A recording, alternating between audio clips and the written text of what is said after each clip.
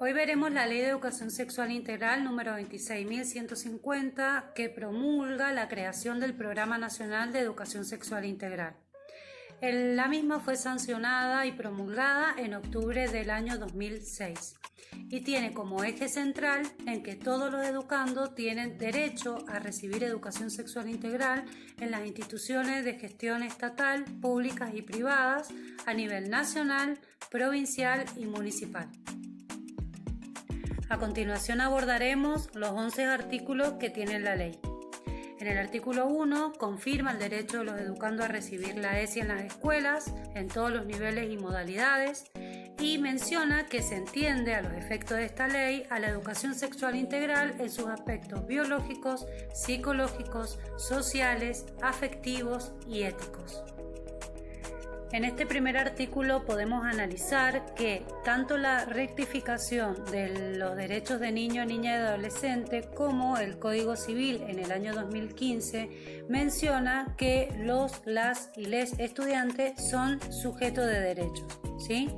Entonces, hay que analizar muy profundamente cuando hay alguna familia en que no quiera que su hijo o hija reciba educación sexual integral. Tenemos ciertas leyes que amparan en el derecho de este estudiante a recibirla. En el artículo 2 de la presente ley menciona que se crea el programa de educación sexual integral en el ámbito del Ministerio de Educación, Ciencia y Tecnología con la finalidad de cumplir en los establecimientos educativos ciertas leyes que están antes de esta, ¿sí?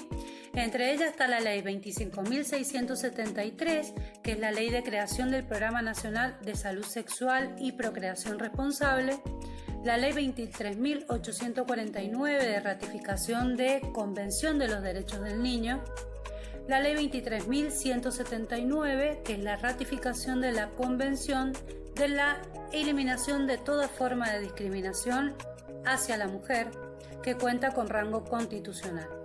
Además de la Ley 26.061, que es la protección integral de los derechos de niños, niñas y adolescentes, y leyes generales de la educación. En este apartado es importante mencionar que esta ley de educación sexual es del año 2006, ¿sí? Y que hasta ese momento estas leyes mencionadas son las que prevalecían a esta ley. Luego, en el año 2010 se crea la Ley de Matrimonio Igualitario y en el año 2012 la Ley de Identidad de Género. Estas leyes complementan, entre otras, esta primera ley que se dicta en el 2006. Los objetivos de esta ley basa principalmente en incorporar la educación sexual integral dentro de las propuestas educativas orientadas a la formación armónica, equilibrada y permanente en las personas. Continúa mencionando de asegurar la transmisión de conocimientos pertinentes, precisos, confiables y actualizados sobre los distintos aspectos involucrados a la educación sexual integral.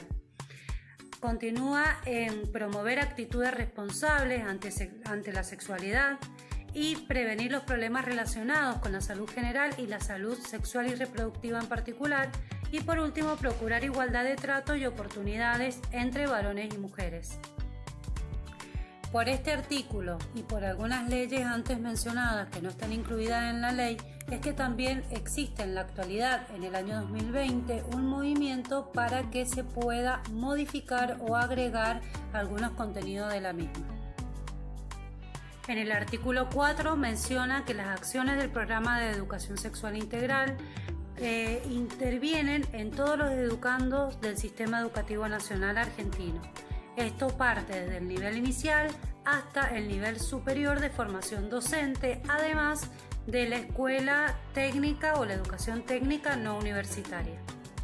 El artículo 5 menciona que las jurisdicciones nacionales, provinciales del Gran Buenos Aires y municipales garantizan la realización obligatoria de actividades a lo largo del ciclo lectivo para dar cumplimiento con la ley. Además, menciona que cada institución educativa incluirá en el proceso de elaboración de su proyecto institucional, en el PEI, la adaptación de la propuesta a su realidad sociocultural en el marco del respeto de su ideario institucional y las convicciones de sus miembros. El artículo 5 podríamos decir que es el más controversial de la ley porque menciona que cada institución va a adaptar la misma y los lineamientos curriculares a su ideario, ¿sí? Entonces, muchos establecimientos toman a este artículo específico para o no dar educación sexual integral o darlo con un paradigma diferente a lo que propone el programa de educación sexual integral. Continuando con el análisis de la ley 26.150, cuyo articulado es muy breve, vamos a seguir con el artículo número 6, el cual está redactado en futuro, prácticamente los verbos utilizados en la escritura legislativa, y el cual dicta cuál es la función del Ministerio de Educación, Ciencia y Tecnología, el cual como ministerio deberá definirá de manera consulta con el Consejo Federal de Cultura y Educación los lineamientos que tendrá este programa, ¿sí? Recordemos que la ley 26.150 es creada en el 2006, ya tenemos 14 años prácticamente, y los lineamientos datan del 2008. Con esta perspectiva histórica podemos habilitar un pensamiento un poco más crítico y por ahora podemos decir que esos lineamientos, desde esta perspectiva más actual, están escritos, están pensados desde un lugar un poco más heteronormativo, ¿sí? Y también podemos hacer la crítica de que falta un poco de la introducción y del manejo de las TIC. Por su parte, el artículo 7 habla de la constitución de una comisión disciplinaria cuyo propósito fundamental es elaborar documentos orientadores que van a ser preliminares en ese momento, y habla de sistematizar experiencias, ¿sí? En este momento, y por eso tenemos que revisar un poco la ley, o por lo menos la función, o cómo se está llevando a cabo este programa, falta, si bien hay un montón hecho, porque tenemos que decir lo positivo, pero también falta un poco de esa actualización constante que es la que nos va interpelando tanto la sociedad como todos estos procesos que se van dando en estos años y que se van a seguir dando porque la sociedad nos va construyendo y nosotros vamos construyendo a la sociedad. Y además falta esta cuestión de la sistematización. Si hubiesen diferentes dispositivos con estos resultados sistematizados, quizás la tarea docente podría ser un poco más llevadera en cuanto a la ESI.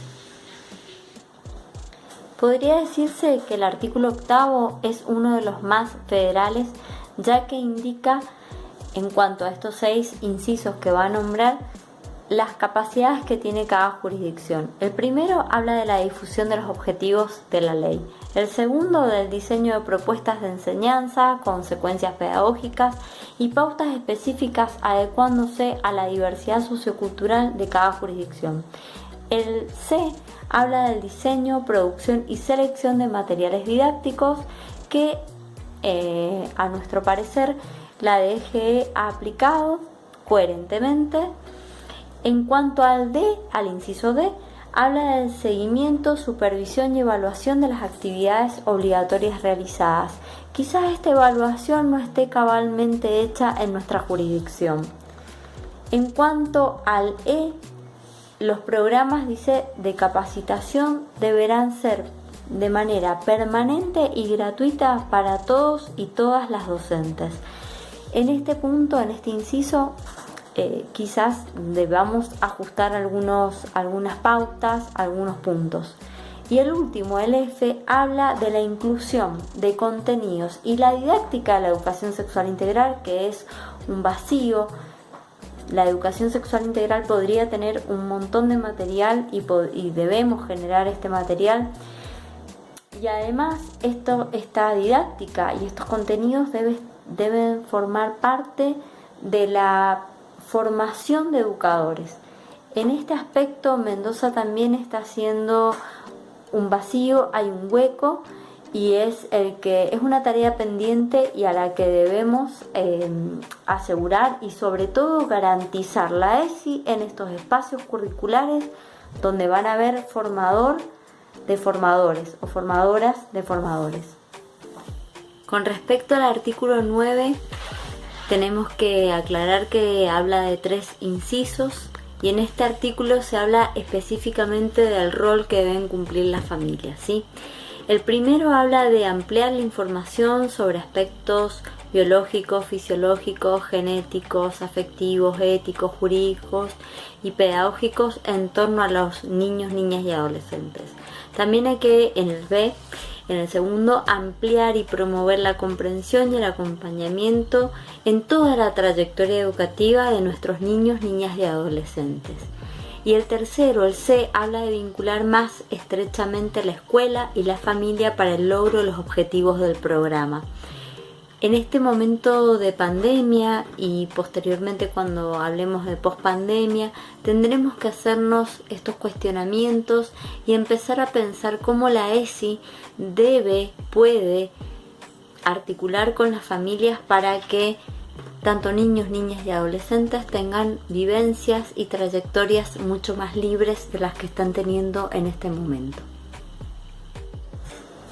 Aquí vamos a hacer una síntesis del artículo 10 y 11, ya que el 11 simplemente dice comuníquese al Poder Ejecutivo y está bueno rescatar la fecha que fue el 4 del mes de octubre del 2006. Y el artículo 10 habla de la manera en que se llevará a cabo la implementación de esta ley. Da un rango de 180 días y un máximo de 4 años de implementación. Y acá es necesario hacer un análisis crítico y decir que aún falta muchísimo tiempo para que la ESI, más que tiempo, yo creo que son ganas y voluntad, para que la ESI sea cabalmente aplicada en todas las escuelas de todo tipo de gestión y de todos los niveles de nuestra educación.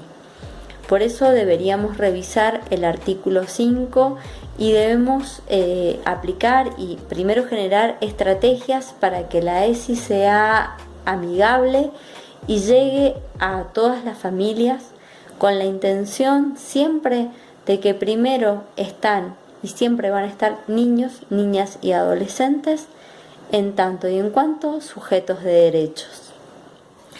Para ir cerrando este análisis podríamos decir que la ley ESI es una de esas leyes que debe ser revisada constantemente para incorporar en cada lineamiento curricular los cambios sociales que nos acontecen.